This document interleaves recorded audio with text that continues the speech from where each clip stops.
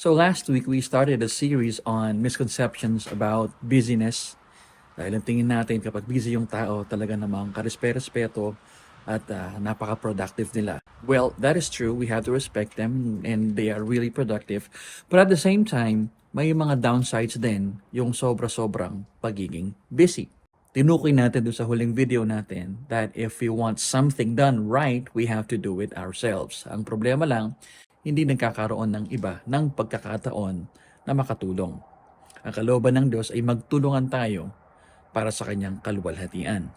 Here's another misconception about busyness. If I'm not busy, I'm lazy.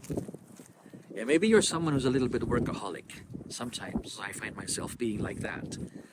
Na gusto natin, lagi tayong on the go, lagi tayong may ginagawa. At kapag wala tayong ginagawa, feeling natin ang tamad-tamad natin.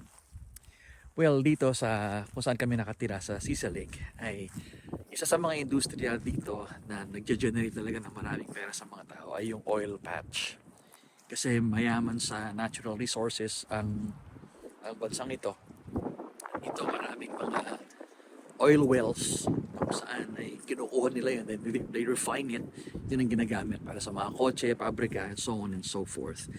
Nga lang, people here tend to work long hours, hindi lang hours, kundi days. Sometimes, 3 linggong walang uwian, walang day off yan. Maraming pera, kaya lang, batak sa trabaho, at minsan, halos di na sila nagpapahinga. Someone here told me na natutunan daw niyang matulog ng nakatayo dahil sa tindi ng demands ng kanyang trabaho. Alam natin na yung work ay blessing, pero isang bagay ang madalas nakakalimutan natin. Maging yung pahinga ay pwedeng maging pagpapala din. Babasahin natin yung Psalm 127 verse 2. It is in vain that you rise up early and go late to rest, eating the bread of anxious toil, for he gives to his beloved sleep.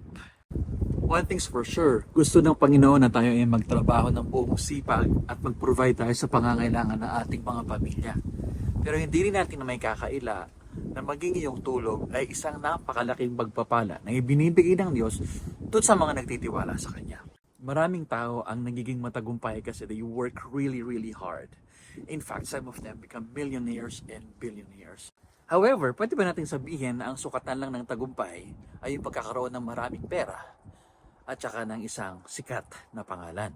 Or pwede din nating sabihin na yung pagkakaroon ng sapat na oras ng tulog gabi-gabi ay isang senyales ng pagpapala ng Diyos, maging ng tagumpay. In fact, ang daming tao ang napakatagumpay sa larangan ng musika o kaya ng pelikula o minsan maging ng business. Tapos nababalitaan natin na sila ay nagpapakamatay kasi sila ay depressed. Ibig sabihin, sa kabila ng kanilang tagumpay, sa kabila ng kanilang yaman, ay hindi talaga sila totoong masaya. On the other hand, sinabi nung Psalm na binasa natin, ay binibless ng Diyos ng masarap at mahimbing na tulog yung mga nagmamahal sa Kanya. Now, kapag ginagawa natin, ang ginagawa natin para sa kaluwalhatian ng Diyos, He makes sure that we receive the rest that we need. Kasi napaka-importante ng pahinga. Kapag tayo ay natutulog, ay nape-prepare yung isip natin para mas maging productive. And God knows that. Kaya sa ating magtulog sa gabi, isipin natin na pinagpapala tayo ng Diyos at inaalagaan tayo. And the best part, minsan, maging sa himbing ng ating pagkakatulog, doon dumarating yung mga pagpapalang hindi natin inaasahan.